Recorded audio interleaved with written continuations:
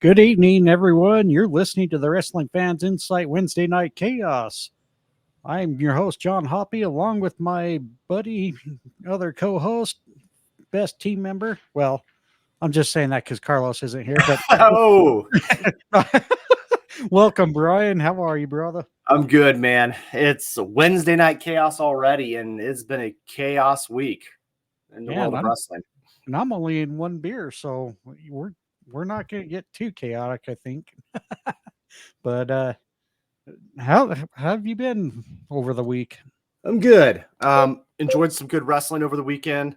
The lots of talk to get into, but overall, I mean, it was a nice little just holiday weekend off. That was actually very nice, just to rest and recharge, and kind of get back into the work grind this week. So Did you have a really enjoyable Thanksgiving, though? it was okay. I'll be honest. We tried the restaurant thing, and it just didn't work out so well. And so we're never doing that again. So Yeah, I understand. I think the way to go if you're going to do the restaurant thing is to just if they offer like a Thanksgiving package for you to take home to like put in the oven and heat up. yeah, I mean, it That, was that, that usually works better. yeah, there was like an hour wait and hundreds of people, and my dad is like not a patient man. He did so, and he's like, we should have just gotten this to go, and I was like, I'm with you. Yeah, I can understand that very well. So, but we got through it, and there was a slice of pie at the end. How was yours? it was nice, relaxing. My wife and I actually did that exact thing where we bought the Thanksgiving package from Cracker Barrel, picked it up the day before, cooked it here at our house, and then we took it all over to my parents and celebrated there. So it was pretty nice, especially with the health problems my mother's been having. It's always great to feel where we can help them out, especially after all these years where they help us children out. Absolutely. It's always nice to return the favor to your family, and it was that's one of great my fun. favorite reasons for Thanksgiving, right? Because there's not a lot of expectations that's put into it, right? At the end of the day, it's a meal with family, and so it's what you want to make it. But I love the fact that there's not a lot of corporate influence too much on it. I feel like that kind of takes over Christmas and the other holidays. So I like that we still have control over Thanksgiving a little bit, and kind of have a simple meal among people. Also, Thanksgiving's a season of surprises. We didn't have the gobbledygooker popping out of any eggs or anything, right? So, but I know we did have a lot of wrestling this week. So, what would you like to get into tonight? Well, why don't we go ahead and we'll start off kind of where I thought it was. It's kind of a little tamed down because I know we're kind of getting more toward is it at World's End for AEW, if I remember right? It is. Yeah, I mean, there still isn't going to be a whole lot going on. So, I mean, it just felt like a filler tonight. So, why don't we just go ahead and read the results for Dynamite? I don't have a whole lot on it. So, we started off with the AEW Continental Classic Gold League match between Jon Moxley and Jay Lethal. Jon Moxley picks up the win there. Rush ends up defeating Mars Briscoe in another match for the Continental Classic Gold League. Wardlow totally destroys AR Fox and wins by via referee stoppage.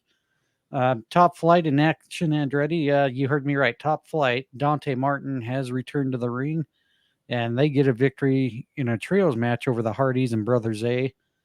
For the TBS Championship, Julia Hart makes her first defense and successfully retains over Emi Sakura. And in the main event for the Continental Classic Gold League match, Swerve Strickland ends up defeating Switchblade Jay White, which is kind of interesting to see Jay White take back-to-back losses there, especially after they just had Full Gear not too long ago. But I don't think either guy really looked bad. And well, Jay White definitely didn't look bad taking a loss. I mean, he brought it to Swerve, and Swerve brought it to Jay. So overall, it was good match between the two. I think that definitely deserved the spot there for the main event for Dynamite. But again, I just kind of felt like it was a filler, and it's nothing on Dynamite. It's just they really have nothing they really have no attention now with what we're going to talk about here very shortly. Why don't we go ahead and get right into the well, I guess my question is based off what I just read to you, did anything stick out in mind? Yeah, a couple things. Moxley is the right guy to win that match, right? Because he is going to be important in this tournament. I'm surprised that Rush got the win over Mark Briscoe. I honestly thought Mark Briscoe was going to play the Cinderella man in this story. The fairy tale, especially since it is for this Continental title. And I really kind of felt he was going to play maybe the Jake Roberts from the 96 King of the Ring type story where he'd make it pretty far and then get beat by somebody. And I thought the fans were going to rally behind him and stuff. So I was shocked to see him lose so early. And what you mentioned in the main event with Swerve Strickland getting the win over Jay White. I don't think that hurts Jay White because, it is on a weekly programming. But Swerve Strickland, I've said it once, I'll say it before. I feel like he could be the Seth Rollins of AEW. And by that, I mean, he could be a world champion. That's a little more out there and a little more, the fans is a little more exotic for the fans to draw in. And I feel like they can just start gravitating to him. And I feel like he's going to be the guy that they'll build up in the next year.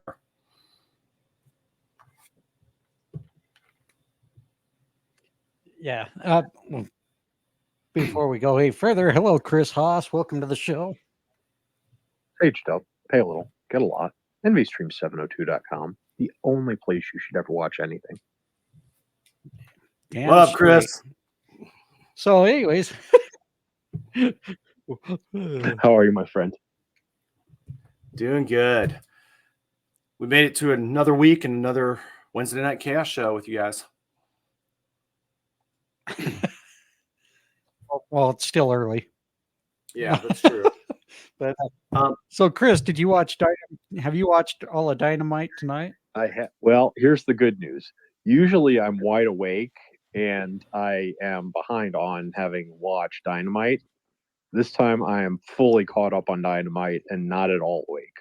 So you can either have consciousness or you can have informed opinion, but you can't have both.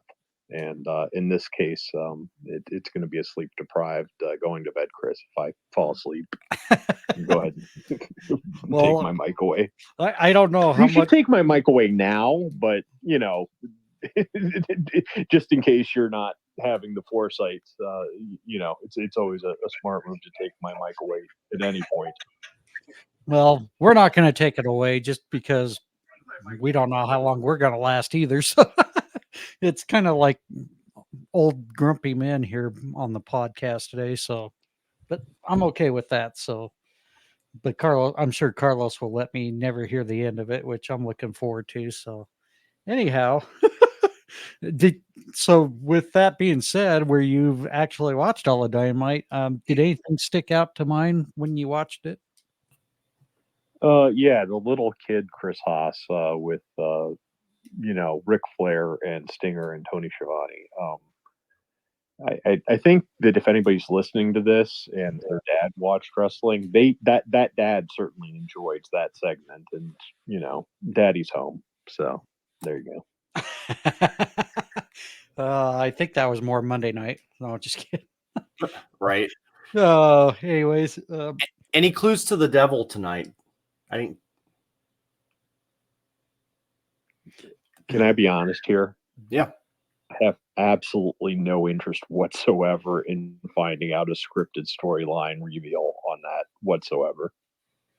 I'm kind of not interested in the devil, who it is. I didn't care about Rikishi doing it for The Rock. I don't care about this. Those storylines do not interest me whatsoever. Okay. I It could enjoy be Samoa Joe for the people. Huh? It could be Samoa Joe for the people. They could play into that. It could be lots of people, but whatever. Like it's written by somebody that I'm not trying to get inside that writer's head, and I don't care. And I'm trying not to yuck other people's yum. If you enjoy that storyline, good for you. But it's just not something I'm gonna speculate on. I'm right there with Chris. When I first started, it wasn't bad, but then they kind of lost their way with the whole storyline. So to me, it just doesn't have a purpose. However, I will try to throw out some predictions. Ted the Hillbilly Hill, I don't know if I mentioned it yet. We were texting each other just before the Full Gear pay-per-view. He thought the Devil was going to appear at Full Gear, and it was possibly going to be returning the return of Kyle O'Reilly, and I thought that was a pretty interesting pick. I mean, the only problem is though, I mean, they burned it out. Another one that he possibly threw out. Wouldn't it be interesting if the Devil was Tony Khan himself? I actually thought that would be kind of interesting, just fun, more or less. I don't think that would happen because they would get ripped for being a copycat so bad, right? But I mean, I have Don't you remember when Tony Khan said he wasn't going to be an on-screen character? Yeah, we see him announcing or making special announcements every week. Yeah, I mean, it's whatever. I mean, you came out saying you weren't going to do something, and now people are speculating that you're part of a major storyline. Well, I've got two ridiculous predictions. So one, Hornswoggle. It's always Hornswoggle.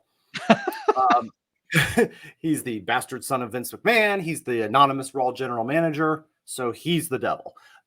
Two, let's go with MJF's mom. We could do the Judy Bagwell type thing, right? Basically, let's throw that in there, right? They always were back in the day throwing shade at each other on Twitter. But I'll tell you who it's not. It's not CM Punk. No, definitely not. In fact, I was almost going to throw in that nasty Leroy. I think he's the Devil. That would be fun. I'd be a little. I mean, I know I'd be a little annoyed. I'd be like, he was in here talking with us the whole time. He really is the Devil. Yeah. Next thing you know, we hear him in the little, distorted voice. MJF, you rat bastard. I would be popping like hell for that. But yeah, I agree with you guys. Sounds like a little bit of a lackluster show. They're building to World's End with the Devil stuff. It's very late 90s-ish. It's the World's End. The Devil will be revealed. That kind of thing. End of the year, Y2K reference.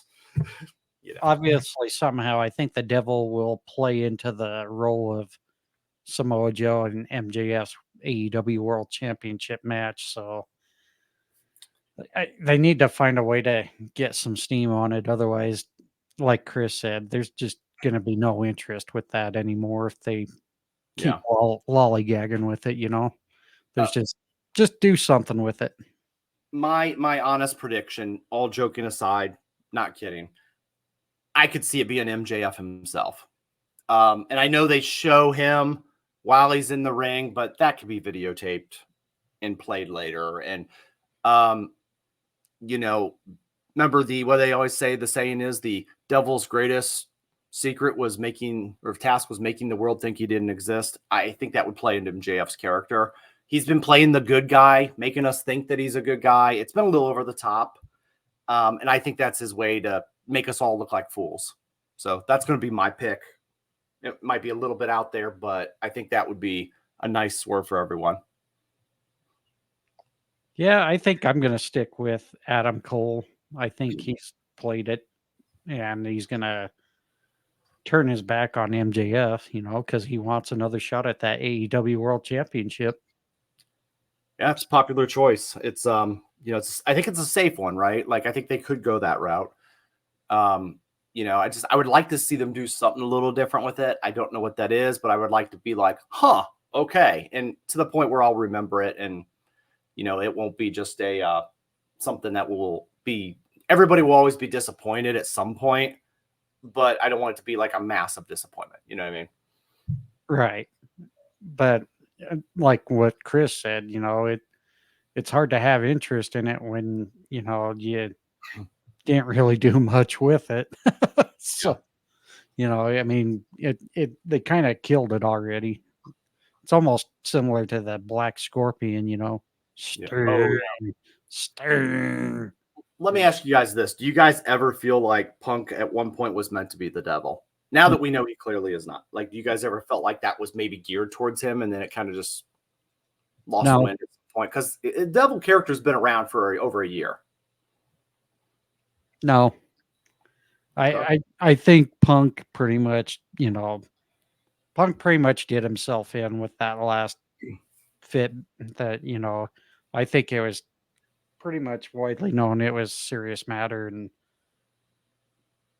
this isn't to discredit Tony Khan as an employer, but he's one of the softest employers I know and will almost let anyone get away with anything up until a point now where he had no choice but to fire him, especially based off the now finding out through a few sources that ultimately where Bryan Danielson was the head of I can't remember what the committee's called, but do you remember what it was called? It was the disciplinary action committee, Yeah, basically. that's what it was. Yeah. Pretty much, we found out Bryan Danielson was the ultimate decision that led to Punk's firing. And, despite them being friends, he put out a tweet that said, sometimes the right decision needed to be made is really hard. And yeah, I get that totally. It really sucks when you have to let somebody go, but you got to make the right choice at the end. And that's what happened. So, I've always said Punk is sometimes his own worst enemy, and that's what happened. Yeah. I'm thoroughly convinced now he got what he wanted. That man, I think he honestly wanted to be fired last year. And it's a shame because Tony is such a nice guy and wants people to succeed, wants to give them the benefit of the doubt. I believe last year he wanted to be let go, and Tony worked it out and was like, well, let's do this. And I think Punk was kind of like, dang it, and then now he had to do something because I think he had this in his back pocket, this WWE deal. Easily, because, he was backstage at a WWE event while still contracted with AEW. Yes. And Vince got scared at that moment because Vince actually was the one that says he needs to go now because Vince knew he was tampering. Yeah. Well, I think flat out Vince just didn't want him back. And I will say that is the one thing about Hunter that I highly respect about him. He's willing to set the past aside to do the proper business. And I don't know. I hope this time it doesn't kick him in the butt. I hope it works out for Punk, and I hope he understands, respect authority and play by the rules, and things will go smooth. But I don't know. I'm not going to hold my breath on it, just based off the recent history. But we'll see how it plays out here. What'd you guys think of his promo on Monday? I'm kind of with the majority. I thought it was pretty tame, but I also think it was kind of in a way where Punk was showing that he can play ball. Yeah. The for me, I was very tired when I was watching it, but I felt like it was the exact same promo that he made in his return at AEW. I felt like it was very similar, but more of a PG-ish vibe, right? But I mean, I was just like, the Eminem song went through my head. I was like, you hear that, meathead? You're saying the same he said. Like I literally wanted to put that into a meme on the Twitterverse because I was like, it sounds like the almost exact same type of I'm back and all of this, and well, there was just no ice cream bars to go with it this time. Exactly. Tony must own those. What's left, at least. And the rest are in your freezer. I think we established that, right? Well, they're probably right there with the rubbery Choco Tacos, I'm sure. So, but yeah, I was kind of like, we'll see where it goes in 4 months. Does that put us out past Mania? Maybe a little further, right? I think they got a good hot probably plan up through Mania. And let's see where he's at in a year because, I mean, let's get out of Chicago and let's see what this reaction really is.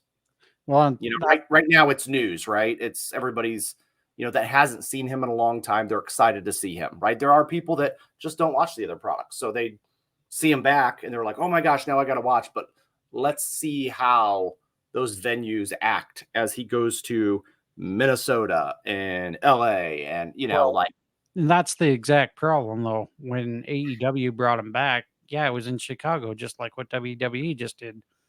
But the minute they left Chicago, as much as many people don't want to give Eric Bischoff credit because they always think that he's hating on AEW, and he's not. He's just trying to point out simple facts because he's been there, done that. Punk lost a lot of steam the minute they left Chicago. And that's my worry right now. I think we need to really see how how all the crowds outside of Chicago reacts to Punk now. And it's going to be interesting. I know Seth has been playing it pretty well, calling him a hypocrite like a lot of the other IWC members out there, and yeah, it's going to be an interesting watch. Yeah, it's and Seth's playing it perfectly, right? That's his role right now. Kind of question for any of you guys, really. Who's going to be his first opponent? And keep in mind, it's most likely going to be somebody that's the WWE's willing to take a loss to Punk. So, in my opinion, I don't think it's anybody like LA Knight or Roman right? But it's got to be somebody willing to take a loss in WWE's eyes for a first match, kind of the tune-up match. The Brooklyn Brawler. Oh, no. That's a good answer. Steve has been following me into spaces, so shout out to the Brooklyn Brawler. Also, one of the later iterations of Doink the Clown. Yeah. And Knuckleball. The greatest trick the devil ever pulled was convincing the world he doesn't exist. Yes. And like that, poof, he's gone. No, much Speaking of the devil, Carlos Estrada. Oh, how dare I? Yeah. That's more than the devil, Mr. Flaming Chips. How many bags of you can eat in his tweet there or whatever? I think that was a hate crime. No. It wasn't a hate. No. I like how just making tired comments, I'm going to get canceled. Oh, trust me. He said flaming, and then Chris called him out on it. Well, Chris, we get a backup follow request. Just let us know what the handle is to look out for. So. Yeah, exactly. Oh, we love you, Carlos. Hope you're doing good, brother. Yeah. Not in much respect to Steve Lombardi, the Brooklyn Roller. I idolized that guy throughout. He's following me into sex spaces. Well, I'm not going to say the sex spaces. Hey, whatever you guys. But he followed the host, and then he's like, "Oh no, my wife's going to kill me," and he unfollowed her immediately. Well, what's that saying? You do you. Yeah. Well, apparently, if Steve does himself to the host of that space, he's going to be sleeping out on the couch. So. I'm sure his wife would be understanding, though. There you go. Well, you never know. In your 60s, sometimes people, have some sort of arrangement. It's not necessarily open, but it's not necessarily closed. What's the matter? You couldn't think of anybody either? Well, no, it's because they probably won't remember. Yeah, there you go. Yeah, the nice thing about Alzheimer's is you're always meeting new people. See, there you go. There's always a plus to getting older. Yeah. I think. I feel better older.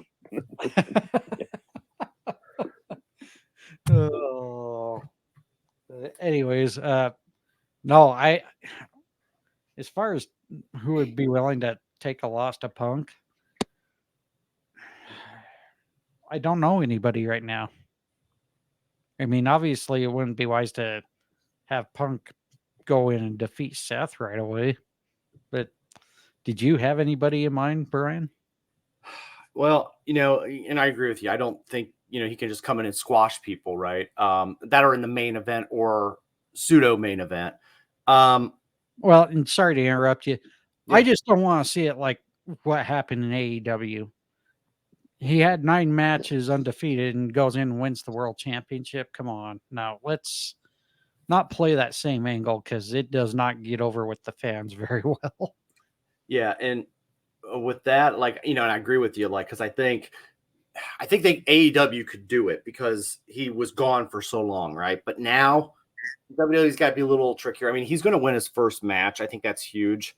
Um, but I think it's got to be somebody against like a Grayson Waller or somebody that he can have a match against, or an Austin Theory, but I don't think it can be like Roman, Seth. Oh, I think he can just steamroll those guys. You know what I mean? So you got to find that Darby Allin kind of person who was Punk's first match back in AEW that they're willing to take a pin. I think Finn Balor could be a candidate because the WWE doesn't seem to mind him taking a pin and looking weaker to somebody else, right? But I do think, in their mind, they're like, well, if Finn Balor takes a pin, that's okay. It's not the Demon. The Demon can't take a pin. So I think they kind of have that idea in their head. well, now that we think about it, Dominic wouldn't be a bad one to start off with if they're going to have Punk be on Raw. And I imagine they are, since they had him pretty much return on Raw. So, but did we ever find out if he was actually assigned to a brand? No, and I mean, heck, I would have him on SmackDown too, just to ride this wave a little bit for the week. But yeah, he didn't really. I don't believe there was an announcement about a brand specific. And see, that's what I hate about brand splits. One, they never last that long. Two, you always end up seeing someone from the other brand on there anyway. I mean, just do away with it, especially when you do all those mass releases just shortly after the draft. It's just, I don't know. To me, I think if they end up signing with one network for both SmackDown and Raw, just end that damn brand split. Yeah, I don't feel like it works in the modern WWE era. Their last great chance at a brand split was when they merged with WCW. Those were two individually separate companies established separately. Very believable that there was an invasion, right? Um, Honestly, I feel like the WCW did a brand split well with the NWO.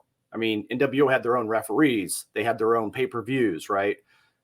That was like a fun faction brand split. But I think ultimately I'm with you. It's a little weird when you don't hold to the rules, but if you don't mix it up, then it gets stale. And I think you have to have almost like a true separate brand to have a brand split. And I mean, the only way that I think they could pull something like that off is with an NXT because everybody still feels that's a separate brand. Well, and if that does happen to be the case, what's going to happen now with two general managers? Because you got Adam Pearce on Raw and Nick Aldis both on SmackDown. That's going to be an interesting twist there if they go that route. Oh, Adam Pearce will get fired and they'll bring AJ Lee back to be general manager of Raw, I'm sure. Jesus. Well, that's about the only role she can really play because isn't she still kind of fragile on the neck? Yeah. Was she doing something with Women of Wrestling? I don't think Yeah. she's with it anymore.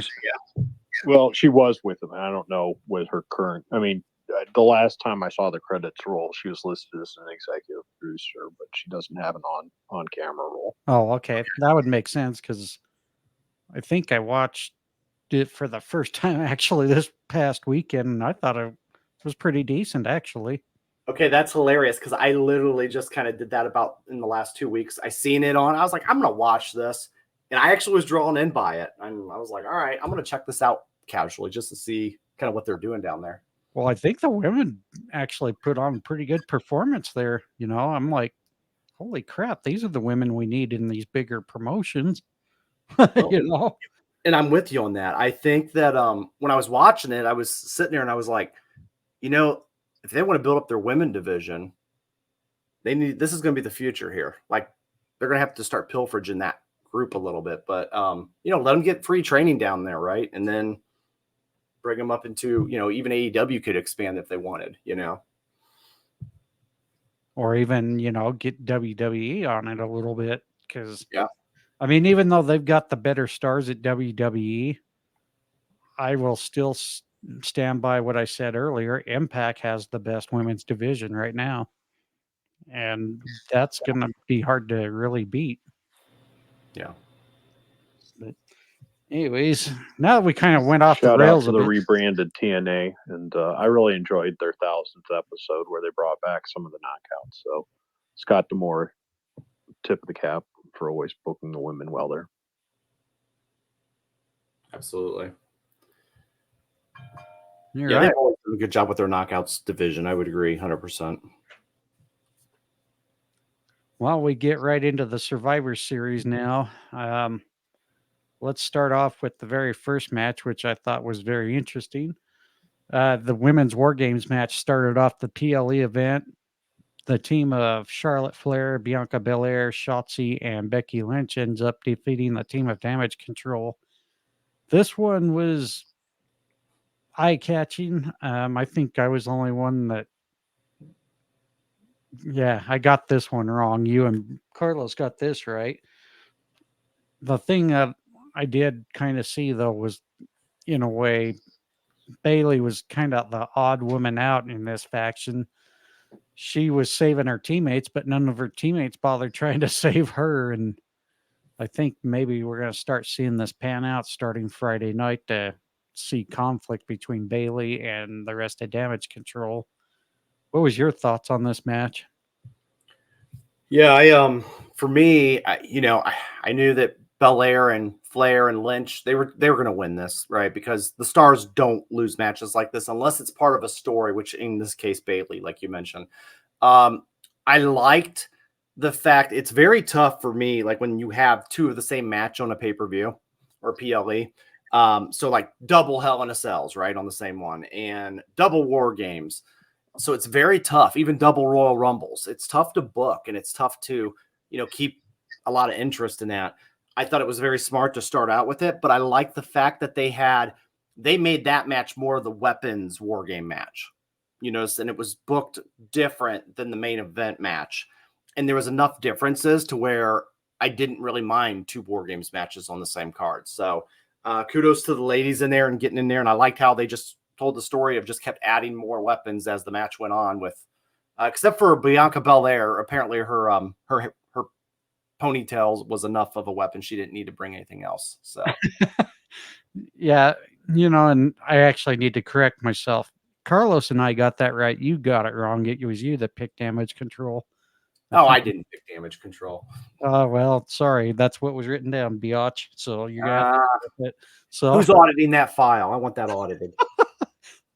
Mike Rotunda. You got referee Nick Patrick reading over that? Well, he was in one of my questions today, so I kind of got some favoritism, I'm sure.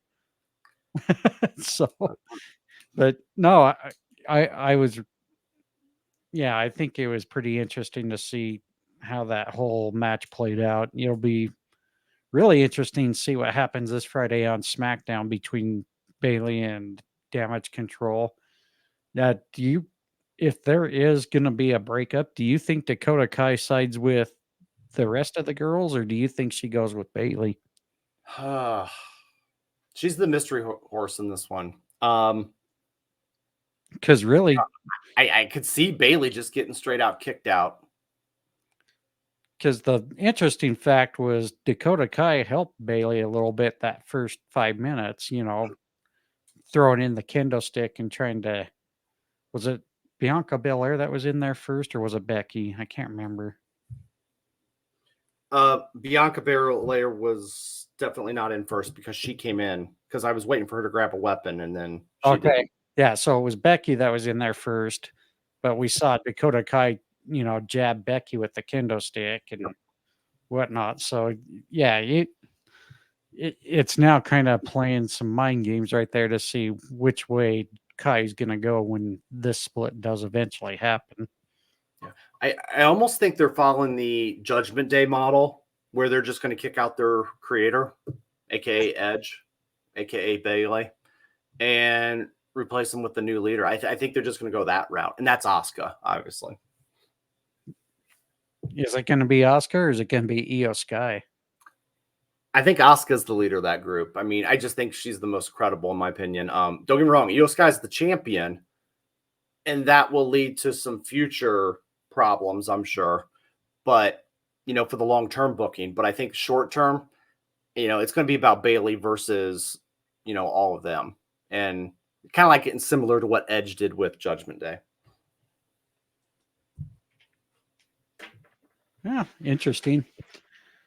So for match number 2, we have the Intercontinental Championship match. Gunther retains over The Miz. All of us got that one right. I think that was a pretty easy call, but I want to say kudos to The Miz because I thought he put on one hell of a match with Gunther because it's really hard to take Miz serious at times.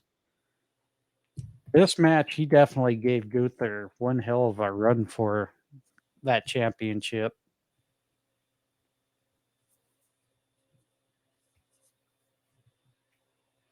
You gonna talk though? Oh, it was weird. It's like you just cut off.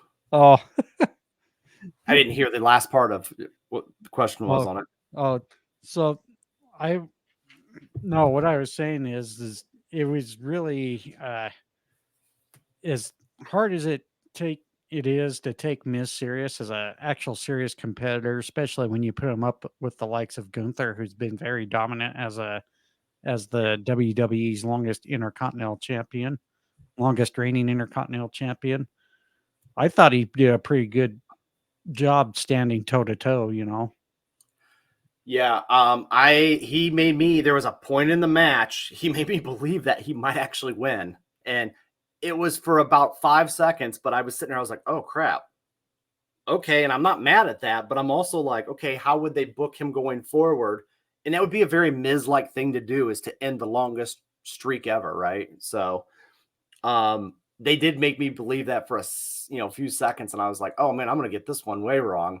But I wasn't mad about it. The Miz did a good job. That would be almost in tune with his character to end a long streak like that and just run his mouth about it, right? So yeah, I thought they did pretty good on the match overall. I thought they gelled better than I thought they were going to. So I'm still going to stick with my ridiculous pick of the Honky Tonk Man's protege, Rockabilly, coming out of retirement and beating Gunther to end his streak.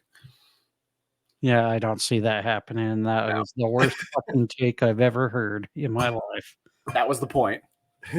I think even Chris Haas would have enough energy to slap the shit out of you with a wet trout or something. Just because you deserve it for that, Anytime you bring up that Rockabilly character, for Christ's sakes. In all seriousness, who do you think takes that belt off of Gunther? That's a very interesting call. One or two things. If they don't have LA Knight win that U.S. championship soon, I think he switches brands and eventually takes the championship off Gunther. Yeah, I mean, whoever takes this belt off of him is going to be having that in their that notch in their belt, right? So, part of me was wanting the Miz to do it just because it's almost too easy for him to. Everybody would hate him for it, but it would make sense for his character. But yeah, I mean, Gunther might hold this thing, and he might do the Ultimate Warrior thing and hold this thing all the way until he wins the world title. Yeah, I mean, the only thing I hope is whoever they do have take that championship off Gunther, don't give him like that 1 month title ring or the one night like what they did to Zack Ryder, for crying out loud. Make him look like a champion, because to do that kind of shenanigans, you then weaken the prestige of that championship, and I felt they've done that too many times, particularly with the Intercontinental Championship. While we go right into match number 3, we had a little bit of a change due to an injury. Dragon Lee taking on Santos Escobar, and Santos picking up the win. But even though that changed, we all still picked Santos winning that match. Yeah, I think it was a pretty easy call. What was your thoughts on that? Yeah, this was supposed to be the Santos Escobar squash match of the night. It is what it was, right? So it basically just got us there. It got him a win. We got to start believing him as, the bad guy of this series and the guy that's a real contender. So I think it served its purpose. It felt like a Monday Night Raw match for me. But I mean, on a pay-per-view or PLE with like 5 matches on it, it was meant to be quick, easy, and to the point. Yeah, I mean, to me, it was kind of a filler match. The fans weren't really into it, which is kind of a scary thing. I mean, you heard more reaction for Dragon Lee than you did Santos. I mean, obviously, as a heel, Santos shouldn't be getting too much of a reaction, but he should be getting some boos, and you didn't hear a whole lot of boos for it. At least on my TV, I didn't hear it. Did you? No, it was very it was a little lackluster in that department. I felt like the overall show, started out really hot, and then it kind of went down the roller coaster to the bottom a little bit, and then back at the end it got hot again. And I felt like it was a very bookend PLE where it was hot in the beginning and the end of it, especially. Yeah, and it did start off with a little bit of heat there with Chicago yelling "fuck you, Santos," but that didn't last very long. For me, Yeah. if you don't have the heat like Dom does, you need to start stepping up your heel game then. Yeah, 'Cause no, I've said it many times. I really truly believed it should have been Dom taking over the LWO and kicking his father out. I felt like that should have been, and that would have gotten him away from Judgment Day and kept him still fresh. And, maybe he switched brands, that kind of thing. there's still plenty of time. You never know what will happen. Plus, Christmas is still around the corner, so he can still go in and invade and take out the other legs. So what the Right. hell? But going to match number 4 for the WWE Women's World Championship, Rhea Ripley successfully retains over Zoe Stark. I thought Zoe Stark had one hell of a performance in that match, but just like Santos, there wasn't much reaction for Zoe, which is a bummer because she's a good athlete. I just don't think she has the it factor with the fans. What's your thoughts? I agree with you. The problem with her is nobody cares about her, right? Yeah, if you look at her actual work, I mean, she did fine. Rhea was doing a really good job of calling the spots and really trying to do a good job of getting something going. So I mean, they were working hard. They were both trying to do a good job, but with the fans, I just don't. She's very plain in a lot of their eyes. Now I'm not saying about the people that have watched her from NXT and, I mean, because we are a smaller margin of people, right, that watch a lot of that product. But for the person that just kind of says, okay, well, why is she going against this superpower that's Rhea Ripley? It's not believable. I never, and I don't think most people would ever be drawn into the idea yet of Zoe being champion yet. And also, is she really going to take down Rhea Ripley? I don't think so. Yeah. Yeah. So Mommy's just too hot right now and too dominant. I just, it's really going to be hard to find that one person that can take her down, which I think will either be at Mania or maybe shortly after Mania. there's only one person that comes to mind, but it won't be an overly. The person's very popular, but it'd be interesting to see the story arc. And I do feel like a Liv Morgan case could be made because the people are drawn to Liv. So that's a comparison there. Zoe Stark to Liv Morgan. For some reason, people would like to see Liv succeed. They're drawn into her, So, but you'd have to build her up correctly, and make her the exact opposite of Rhea. And that would take time. Well, and if they do go that route, they need to book Liv much better because she was the victim of bad booking, especially up against Ronda Rousey. All right. That first defense, it was just done horrible, and it was not Liv's fault. That was just creative's fault. They dropped the ball with her, and if they do go that route, please just book it much better. Book it. Yeah. Much better. And I don't, and I'm not saying she should do it at Mania, right? Like we're talking, in my opinion, we're talking like a year down the line, right? Like a proper booking. Well, you can do it over at Backlash too. The one that Yep. the one that precedes WrestleMania. I just think it would be better to have Rhea retain that championship as long as you can keep it relevant on her. Yeah, I agree 100%. And to your point of her, she's hot over the crowd. They love her. I'm not going to say stone cold popularity, but she's got a lot of popularity, you know, and they just are drawn in no matter what she does. If she's playing a manager, they love her. If she's the champion, they love her. If she's in a faction, they love her. If she's just with Dom, they love her. Like, I'm convinced she could do anything and the fans would be like all over it.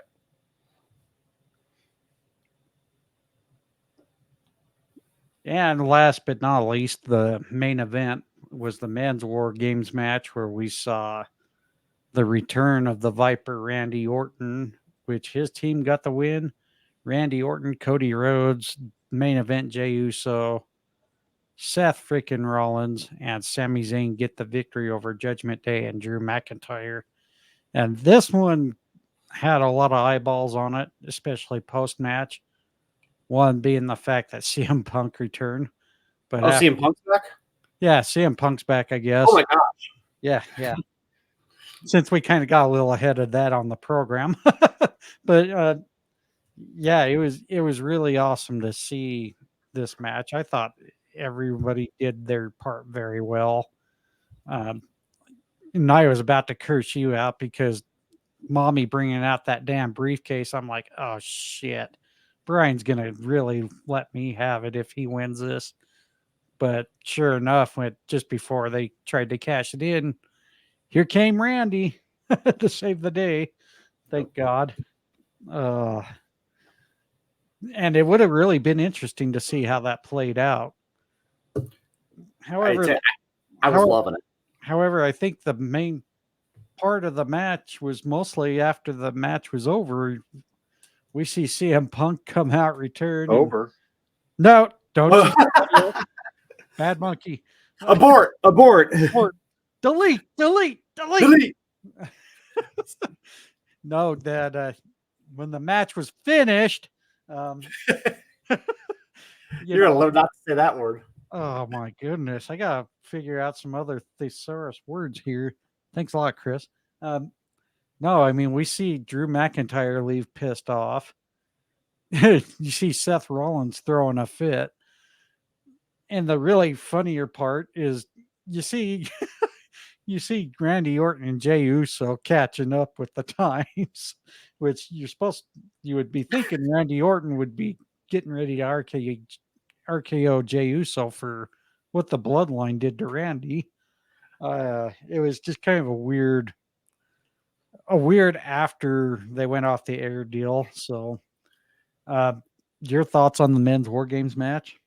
Yeah, in Randy's defense, I think he thought he was off the air, and I thought even if they were on the air, all that focus is going to be on Punk at the entrance. So I think he thought he was safe, you know.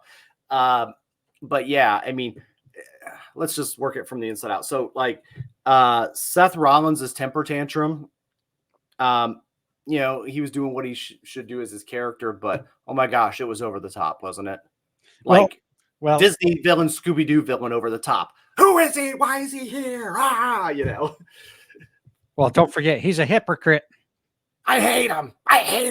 You know, like, so, but I mean, I appreciate what they were trying to do. Punk's return, man, I asked it on Twitter, on X. I said, how do you guys feel? Do you care? Because I really wanted to know. And I got a lot of great responses from the community on that and it really is split down the middle. I've even read some of them on the air because I was just like, wow, you guys are really split on this, which I kind of helped me validate how I felt about it because I'm very torn back and forth.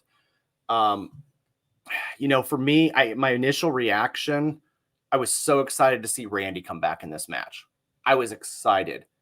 And I was like, wow, Randy's back. This is so cool. Oh my gosh, I'm seeing something I haven't seen in a couple of years, it felt like, right? And I was just like into it. And I was like, man, he's jacked. Man, he still looks good in the ring. Like he just, you know, and they played the psychology, like you said, of Jey Uso and the story of the Bloodline putting him out. And they planted so many good little seeds.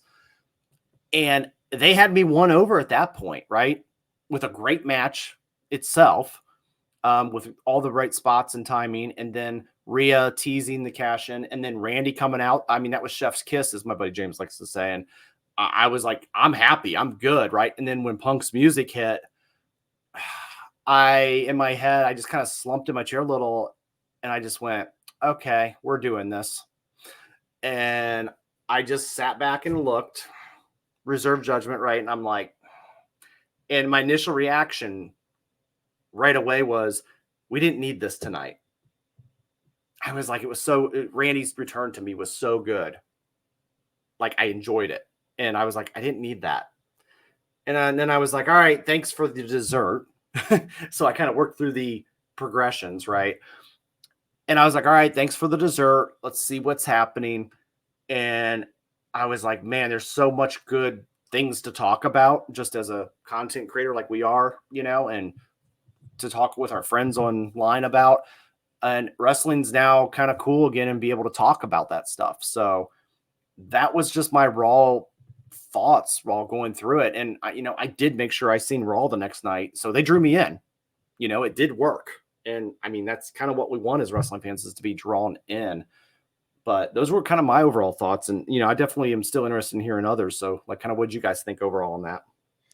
So just to hurry and go through mine. I thought timing on everything was just terrible.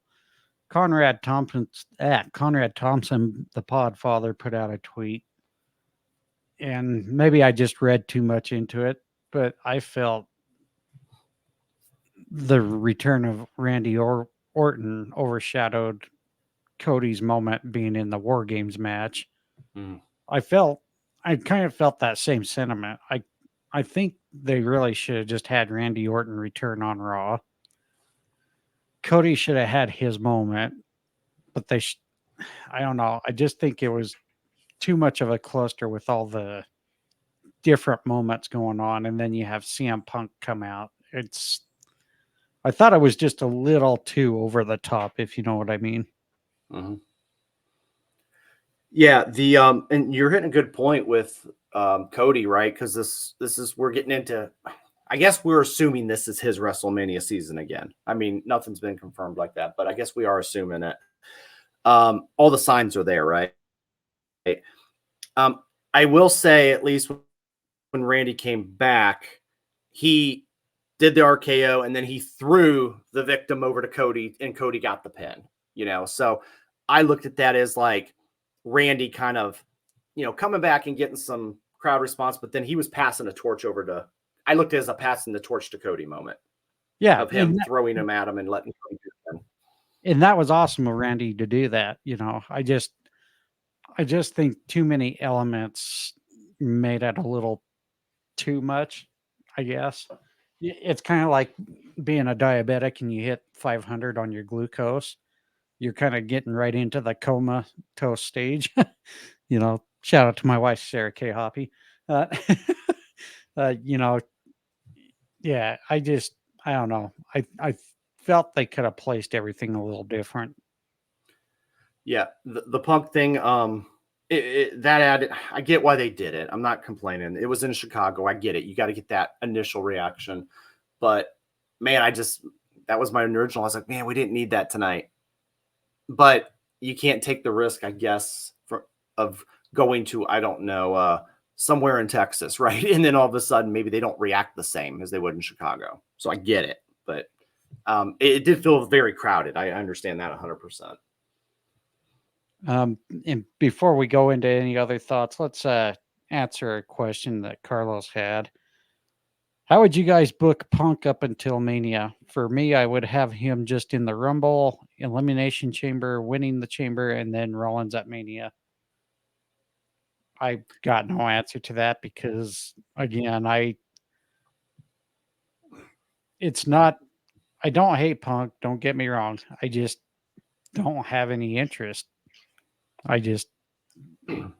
For me, I just have nothing for it. What about you?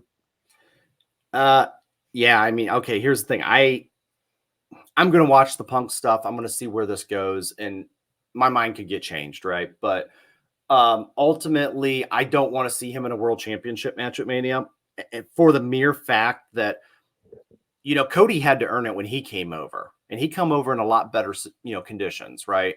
He exited the right way. He treated the wrestling business correctly. So Cody got Seth Rollins in a non-title match, right? In his first Mania back here in WWE. I don't think Punk gets shot straight to the top, in my opinion. I feel, Cody and Roman would be appropriate, right? If you guys want to say The Rock and Roman, that's fine too. There's speculation there. Either way, I think that match is spoken for with Roman. I also believe the Seth Rollins match, and I know they're trying to build a little bit to the Rollins stuff, but and this is me fantasy booking. I would love to see Gunther win the Royal Rumble, and I would love to see him go challenge while still holding the IC title, Seth Rollins at Mania, very Warrior Hogan-ish. So that would be my wish list booking. He had a strong year. He had a strong showing in the Rumble last year, and I think him and Cody, going after those championships would be interesting. But to answer, Carlos's question, I think with Punk, you got to, give him a few wins, feed him a few people, and then he's got to run into some kind of major hurdle. And I'm having a hard time finding out where he fits in, right? And one of my Twitter followers, said Finn Balor would be a good one. Yeah, I can see that. Maybe Finn and Seth at WrestleMania. The problem is they've already done Finn and Seth so many times. I just don't know if there will be any more. Yeah, I misspoke. I met Finn. I met Finn Balor and CM Punk. I misspoke. Sorry. Oh, okay. I was going to say, wow, that's kind of scary. No. It was CM Punk and Finn Balor is what they said. All right. Chris, did you have any thoughts on Survivor Series or the return of Punk? Contrarian Chris, I'll answer Carlos's question because I don't give a shit about yours. Oh, excuse me, that was out loud. I don't know what's wrong with me. Whenever you muted me, that was the correct call. So yeah, what I would do is job Punk out to everybody instead of having him work his way up to the WrestleMania main event. I'd like to start him out at a main event level and then just have him go on a reverse Goldberg-esque streak, losing to progressively easier and easier opponents. I love that, and I will raise you even an additional idea. Since they're now owned with UFC, make him return to UFC and just lose every week. Oh, Jesus. In the exchange program, I still say CM Punk. I would rather see him in the octagon. And I'm not convinced that Conor McGregor is ever going to.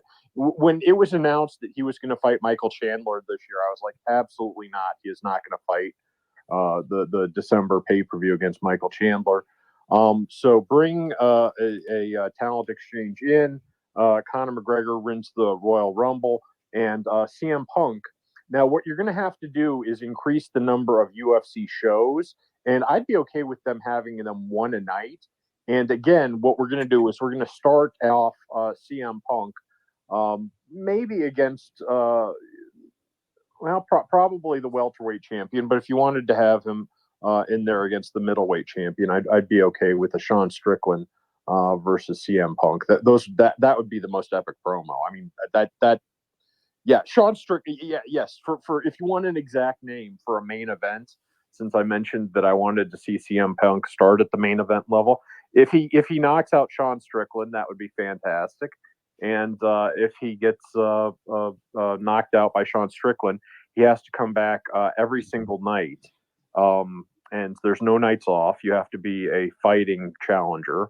And again, you're fighting easier and easier competition.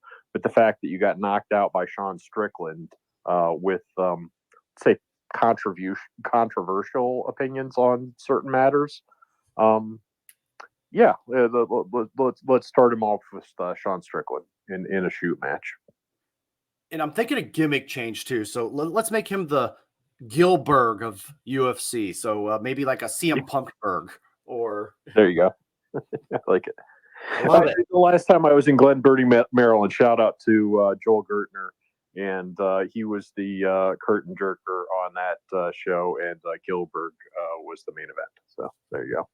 Longest reigning WW, we'll call it WWF, but back that's what it was back then. Light heavyweight champion. Yeah, before we go to Nasty Leroy, he's got his hand up. Sorry, Nasty, we'll get you here in a sec. Your tag team partner there, Bryan, has a rebuttal. Cody wasn't proven a main eventer in WWE and had to prove himself. Punk is a main eventer already.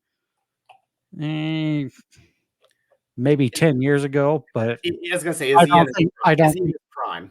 I don't think he shows he's a main eventer though, is the problem. His performance hasn't really been that great since he's been back. Well, and I mean, can he go without being injured? Yeah, I mean, exactly. Yeah, that one I kind of have a hard time with, Carlos. Sorry. I mean, he'll put the title on him. God, he'll pull his back out again. Like because of the weight of the gold. I mean, it's he's. I'm with you. He's got to prove something to that point, and he seems to get injured a lot nowadays. But why don't we bring Nasty Leroy up to the mic? How you doing, brother? What's up, Leroy? Oh, what up, everybody?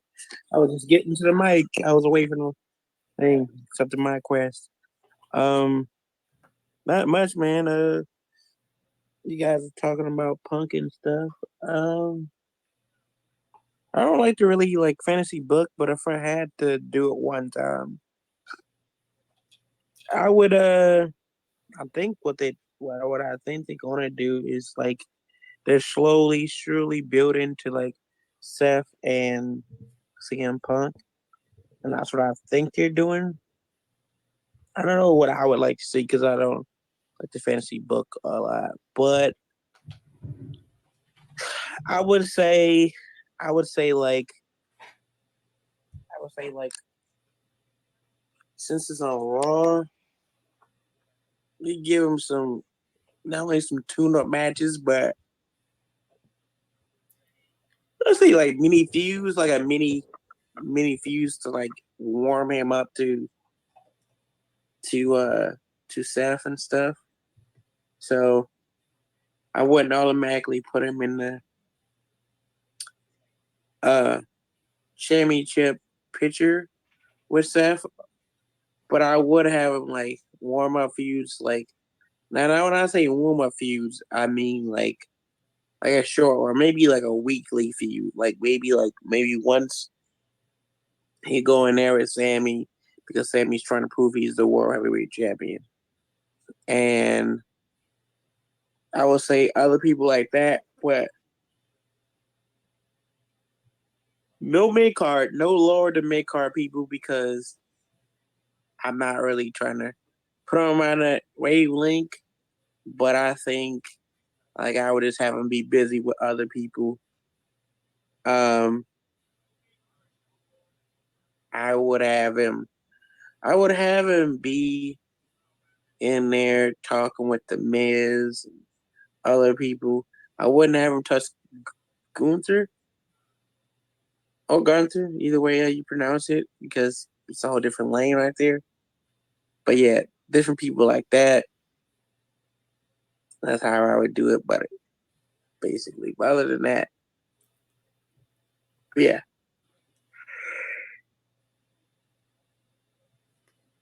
I have nothing. I have nothing else other than that, like other than the punk stuff. But So yeah, did you get to watch Survivor Series at all, Leroy? I watched the first part of it, and I watched the mid part of the. I was in and out because I was, believe it or not, I was running around in the city, and I was just doing my hustles.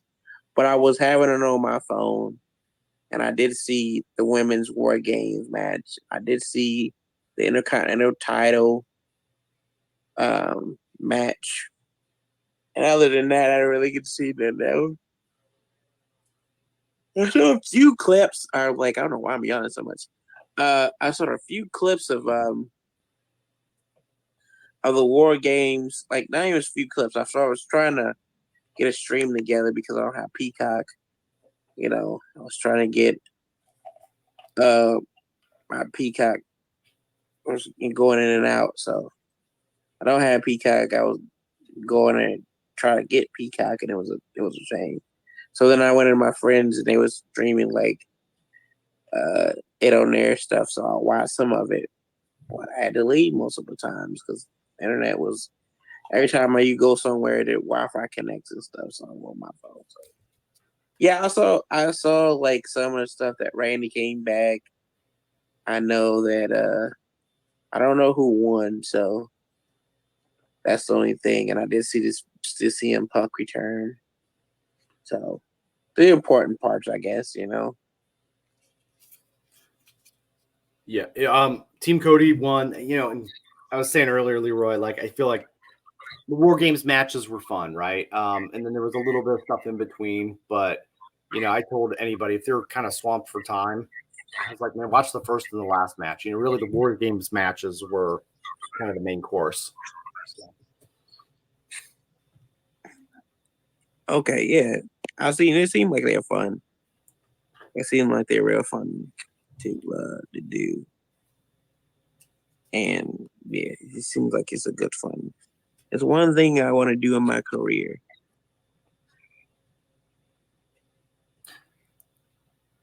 Dog collar match, I want to do. And a strap match, I like to do. You want to do a strap? Maybe for like I'm working on promote my own shows. So I think once I start doing that, I'm gonna start doing matches that I want to do, and that's one of the matches that I think I'll just do my own show, so I can do a dog collar match because apparently we can't book me in a fucking. You can't book me in a dog collar match or like even a storyline to the dog collar match. So it's like, bro, I got the fucking like, and that's the thing. I could come up with the story. Like, if that's I always tell promoters, like, if you worry about me, if you don't know how to use it, I can use it.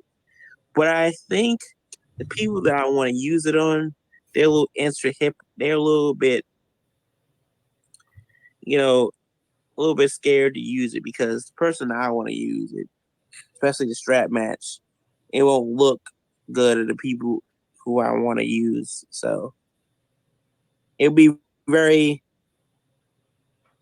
people will be enraged. Let's just say that. People will be enraged. And even that, I know that, I still want to do the match. So, but yeah, those are my two favorite ones. Awesome. No, thank you for sharing that. John, you still with us? Yeah. Okay. I was just reading your tag team partner's little message to us. Uh-oh. He's coming with receipts when we're all on the CM Punk train in 6 months. And let me tell you something. The CM Punk train is the gravy train with biscuit wheels, and I am not on that train. Oh Lord. Yeah. Sure talks a lot of shit when he's not on air, doesn't he? He's not that quick-witted about it. He's gotta type that out. Oh, okay. I'm joking. So, but yeah, I mean, I hope I am on the train, like not that train, but I hope there's enough compelling TV that does draw me into it. In all seriousness, I will say this: like people sleeping on it, the most slept on storyline. I think, other than what Swerve's doing in AEW, I think a lot of people are sleeping on the storyline that's in MLW right now that I've been watching a lot actually. It's just so just to print out a picture. MLW has the Mobile Fight Club. It's it's become the group in MLW right next to Second Gear Crew, but it's like the top group. And it's as MLW is a sports base with a little bit of like all different styles of wrestling. They're starting to do more storylines up there, and one of the storylines is this guy. He comes in with the same tracksuit, and he never has another tracksuit. Just has that same tracksuit, not even different tracksuits. But he's like a promoter, so everybody's like in MLW land. Everybody's like a promoter. That's like managers, basically. And so it's like everybody has their fight camps and stuff. And Boomerang Fight Camp, it used to be a villainous group, but it did turn into, Philly. We have we have our if we like something, we turn people baby faces. So he organically turned into a baby face after, I would say, the Davey Boy Smith match. Like, for whatever reason, my city got behind Alice King. I know why they got behind Alice King, but that was it. That was the match. That was the match they started to get behind them. And then their Battle Riot, they really got behind Alice Kane. And so they've been like the top fight team over there. So now the World Titan Federation is their like they're soldiers of sports and entertainment and sports entertainers that they're trying to take over MLW, but Boom A Fight Club is like, nah, this is sport. This is our company. This is we ride for MLW, which is the most unlikely hero because as Kane was the most hated person in MLW, so he's become unlikely hero, the anti-hero for the city. The man of the people now, because now the Boom A Fight Club is for the people, and so the crowds be going crazy and everything. So it's right, one of the best storylines because it's got Hammerstone. He left, came back with a World Titan Federation, WFT, WFTF, and they have my boy Josh Bishop, who we didn't get along at first because of this boy out here aggravating him, and he threw me got to a goddamn door. But I'm willing to say bygones be bygones, bro. Especially if it's Death Boy, it takes everybody. So it's a really good thing, and I think there are a lot of people should check out MLW. It's on YouTube. It's on their YouTube channel, and they have their pay-views on Fight TV. So this is a little FYI. So you want some good storytelling, some good in-ring action. MLW's like they bringing in not only they bringing in like the guys and the girls, but they're building up the women's division. That was always my qualm about them. That the one thing I didn't like they didn't do is build up their women's division, and so now that I like that they're building up more and more their women's division. So got to get that in. You're right. Before we decide to look at wrapping it up, want to give the quick results from the three of us who predicted. Unfortunately, Brian, you and I tied. We both ended up with 4, and unfortunately, Carlos was Mr. Perfect. He ended up with 5 for 5 on the Survivor Series. Carlos now is the new wiener of the Wrestling Fans Insight Predictions. So, congratulations, Monkey. So, Good job, Carlos. anyways, do you have any final thoughts on Survivor Series, CM Punk, AEW?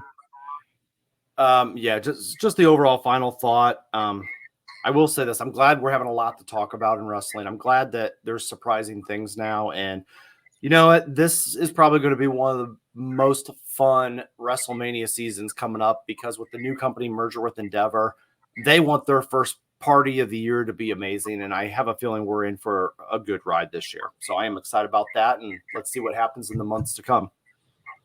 You're right. Nasty Leroy, you want to plug your shows and your merch? Yeah, sure. You can check me out on youtube.com/NastyLeroy, the Naturally Podcast Talk Show. You get the current episodes that are up there. I have fellow Northeast independent wrestler, Big Daddy Adriana. She don't want to be related to the Bloodline, but basically she's related to the Bloodline. But she's an incredible talent, and I talked to her. Gabby Ortiz is on there, my boy Sir Wilkins, and TikTok influencer decent. We had a good conversation. Those are the current episodes on there. I would say like audio coming real soon. I would say my merch brainbustertees.com/Nasty Leroy, where you can get all your Nasty Leroy needs. Not only just your Nasty Leroy needs, the Nasty Team shirts, the Nasty Hottie shirts, and then if you like, you know what? I know it's getting a lot colder out here, so you can't wear a jacket. But if you want to still buy it, you can go on my other merch site, foryourwear.com/Nasty Leroy. We have the satin Nasty Hottie jackets coming out. It's gonna be the Nasty Team jackets.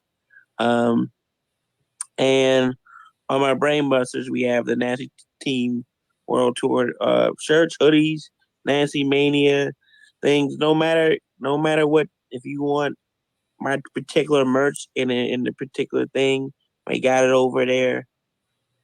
Stickers, all that kind of stuff. You can catch me on stage. The next time I'll be on stage will be on in two dates is January the 15th and in December I think it's December the 10th. December the 10th in Colorado. I think Colorado and Utah I got stuff lined up. So besides pro wrestling and punching people in the face, or I like chop people. Besides chopping people and talking shit, I'm talking shit on the stage, but I'm making people laugh other than talking shit. So that's my thing. And yeah, just look out for me. Watching some MOW might pop up on MOW, so you never know. So. You said you're coming to Utah? Yeah, Oh I'm doing shit! I gotta watch for it. Doing a Utah, Colorado, like loop, I think. Yeah, so I gotta post about it soon.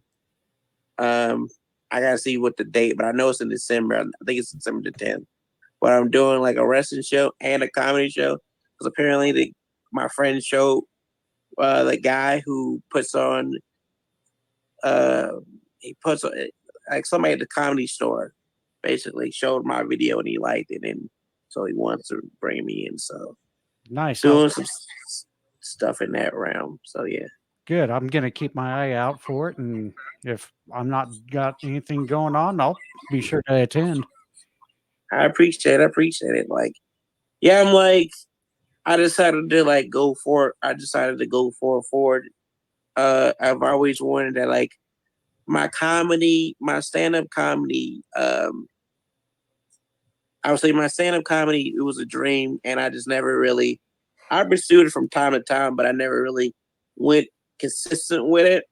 So thanks to my friend Sheem and my other friend Rashad and just different people in my circle was like, yo, you should pursue that shit for real. And I only get one chance at this shit. So, so I just, got on the stage and I was like, because I was already doing improv classes.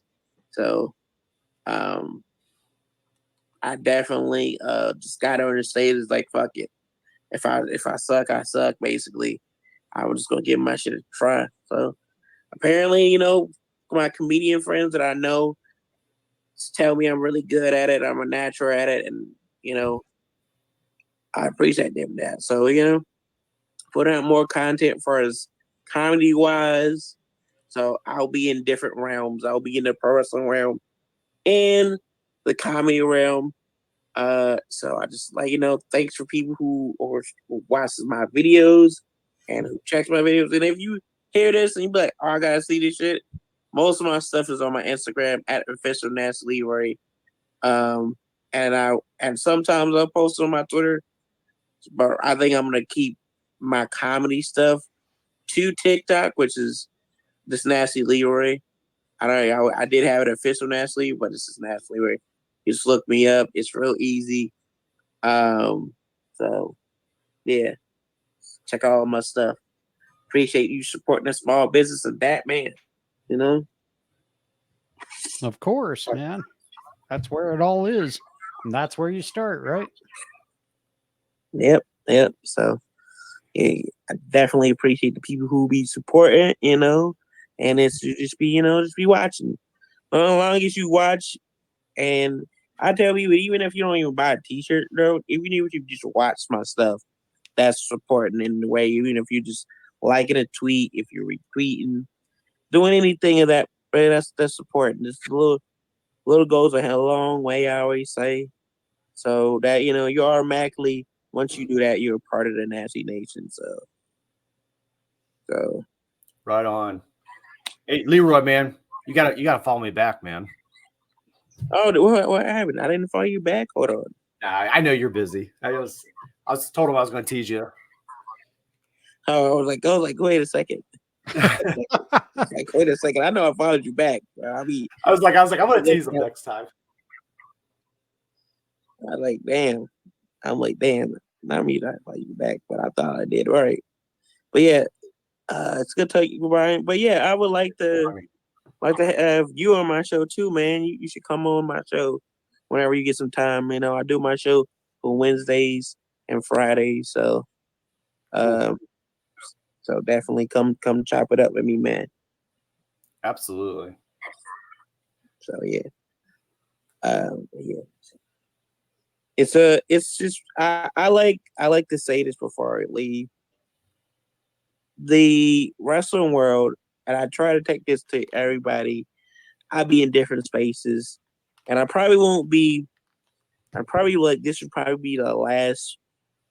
Coming up will be the last month that I'll be really active on like Twitter Spaces, because I got some stuff in the fire. Me a little busy with it, But the thing that I realize is a lot of these Twitter Spaces that I've been in, my friend always asks me, "Why are you in these Twitter Spaces? Why you could be still doing what you're doing?" Which I still do what I do. I still get to the money. I still get to the business and stuff. Like, but I listen to these other spaces just to see what the opinions of people are. And not only I used to be in every space, but now I'm very selective of where I go. But it only made me realize that the internet, mainly Twitter, is it's a very bad place if you let it be bad. Yeah. It's only a good place if you let it be good, if you control your timeline, because you can't control your timeline. And it's the same thing with spaces.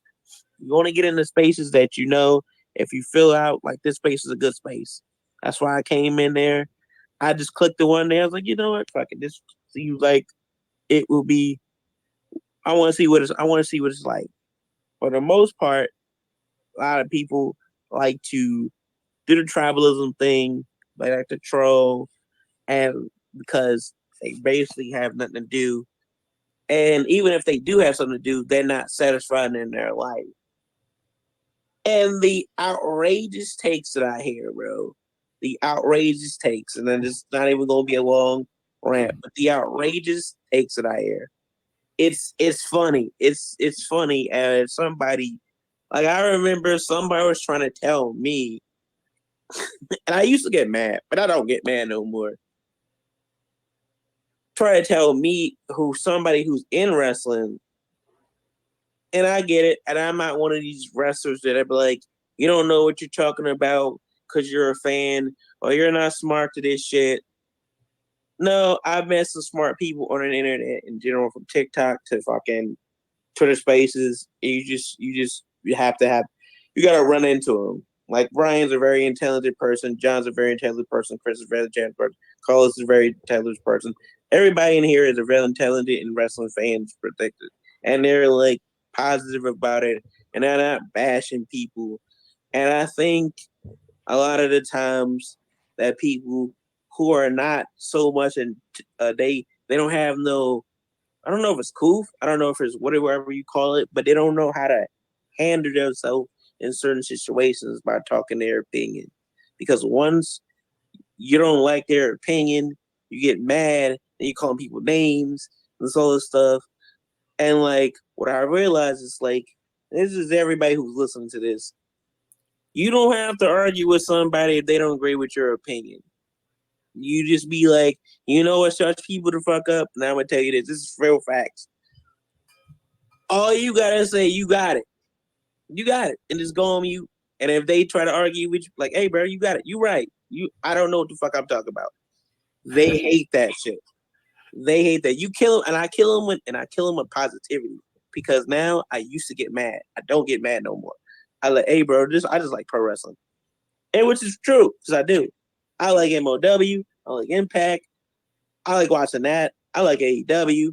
I'll tune in from WWE from time to time because it's really been trying to change. And it's just a thing. People think I'm one company or I'm two companies. No, I'm just. What the funny thing is, I'm just a GCW guy. No, I love GCW because it reminds me of my childhood of VCW. I always tell people that right now. That's because of me. You don't have to like shit because of me. You like shit because of your own. You watch your own wrestling, choose what you want to do. And a man once said, my friend once said on TikTok, sit your happy ass down and watch some pro wrestling and just be happy. You like Japanese wrestling, cool. If you like GCW, cool. It won't be no sweat on my back if you don't like what I don't like. And at the end of the day, if we can just come positively and talk about pro wrestling, that's all I care about. You ain't gotta bash nobody because they don't watch WWE or SmackDown or AEW or MLW. Do you know motherfuckers? And it's just, I know this is a little long. Do you know these motherfuckers? I'm gonna call them motherfuckers. Do you know these motherfuckers will bash me for like watching MLW? Well, it's not WWE. It's not AEW. Of course, because I'm not watching it because of that. I'm watching it because it's MLW. It's got multiple shit going on.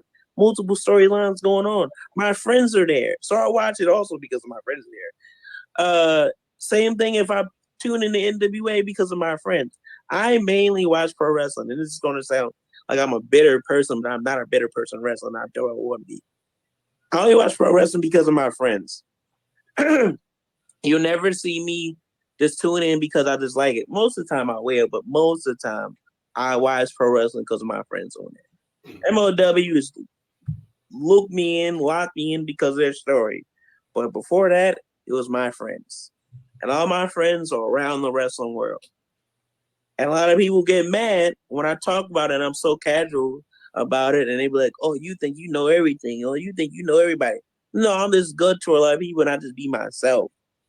I just like before you go get a WWE contract, I will be the same way. When you're staring at WWE, I'm going to be the same way.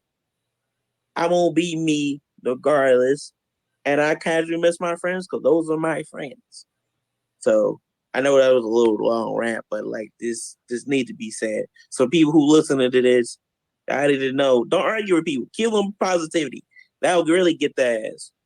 Because I won't be on Spaces after January, after December. So I just want to let people know that on top of them. So no, amen. And honestly, that's the kind of vibe we go for here. And I just want to say, for me, and I feel like the team feels the same way. Like I feel like you add a lot of value to these spaces with us, and so I want to say thank you for that because you give us different insight. And honestly, you're I think you fit in with the group, and I think you're just a good person to have in here with us and talk about this stuff and represent the business. So thank you for doing that with us. Oh, no problem. And also, I just be here. It's like my friend Sheep told me. He's like, man, I can't go in there all the time. But I'll go in there. He said, I'll go in there because motherfuckers just be saying all kinds of shit. And it was like, but the people who are not there, like, I always tell people I can't speak on shit that I was never there for. Like, what I'm gonna speak on or shit that I'm never there for? Like, that's what I always say. So, I like to give my perspective of like, I'm one of the fortunate individuals that I look at it and like I was on national TV or cable TV or whatever, but still, that's like it's a big thing for me. And even that I'm not doing stuff with them no more, I fucking got a check for that shit. Like, motherfuckers told me I wouldn't even get it out of. I wouldn't even. My teacher said, "Oh, you're not gonna make money from talking shit and fighting."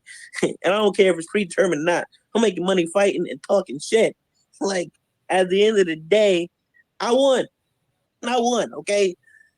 I come from the city of Philadelphia. I come from a small town, a small area. Well, I don't know if it's small, but a not so good area of Germantown, PA. And the way I grew up, I could have whined about it or whatever, but I don't. I said I tried it like years ago, probably 10 years ago. I saw the positive, and like I'm still alive. I'm out here. I'm grinding. I'm doing things. I made something for myself. I was used to be dead broke from time to time. Like not just in Atlanta, but like I used to go from job to job, all that kind of stuff. And I'm just glad that people like not only Joey Janela, but QT Marshall, fucking Tony Khan is like, yo, we believe in you, dog. We believe in you. Cause like it was a couple of times ago, like a couple years ago, like Burley Gray and other trainers was like, this ain't for you, big dog. You might want to try something else. And I ain't gonna lie, I was about to give up. I ain't gonna lie. I was about to head into comedy, and it's like that was like, oh, I was gonna be a pro wrestler, and I was gonna be like everybody else on here. So I appreciate when people value my opinion and stuff like that. And like I just, I see that I'm living the dream, bro. I'm living the dream. A lot of people don't get to do what I get to do, so they'll get mad on the internet and be mad because I'm going to more places than they ever could. But if they got their ass in the fucking gym or got their self in a training school, maybe they can try to do that. Maybe. I don't know. But yeah. All I right. appreciate that. No, thank you. I know I go on these long rants, and I try not to because I know people don't like my fucking stories. You realize that on Spaces. You realize that I don't tell stories no more. I used to tell stories. I don't do that shit no more because nobody appreciates that shit. So I go where I appreciate it, not where I'm tolerated. No, it's all good. We appreciate it. We love hearing it. So, that's the Yeah. fun part about this podcast. I appreciate it. Everybody that's listening on the podcast, the download or whatever. Please check out all their stuff. Please check out my stuff. Everybody that has a podcast, check them out. Real good takes. I really came in here because I enjoyed this and I liked the positive conversation. And it wasn't like fake positive. It was like legit positivity. So I appreciate that. When you get legit positivity and nobody's trying to start an argument because nobody likes AEW or secretly hates a style or a match or whatever, it's refreshing. So Yeah. I like to say that. So, which is crazy. I was like, I could never hate somebody because you hate a style or a company. Tribalism is crazy to me. I always say that.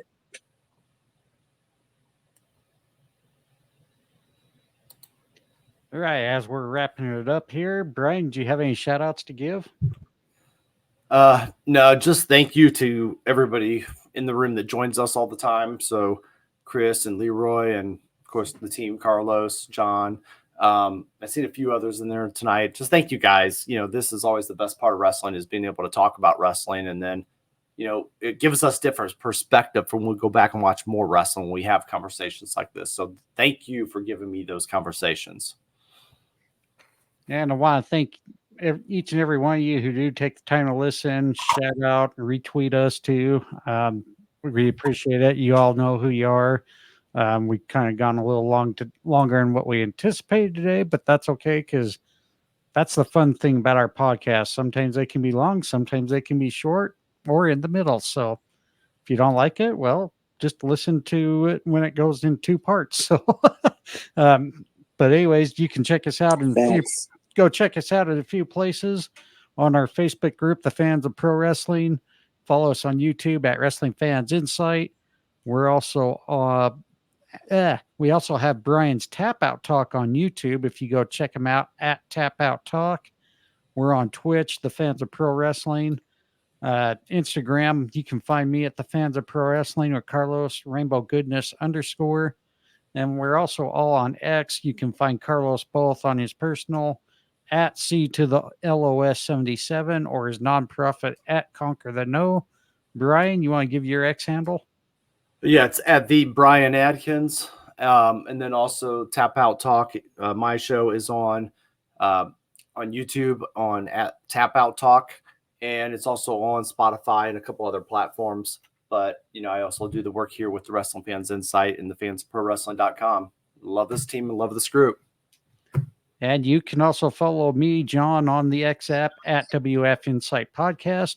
We also have a couple of websites, the fansofprowrestling.com and also wrestlingfansinsight.com, where you can find us on your favorite audio platform. Just follow the link and it should take you right to our show. And without any further ado, it's over. Over? Did you say over? Nothing is over until Oh, we don't be a decide rat it is. bastard. Was it That's over all when I'm the gonna say. Germans bombed Pearl Harbor? The Germans. German.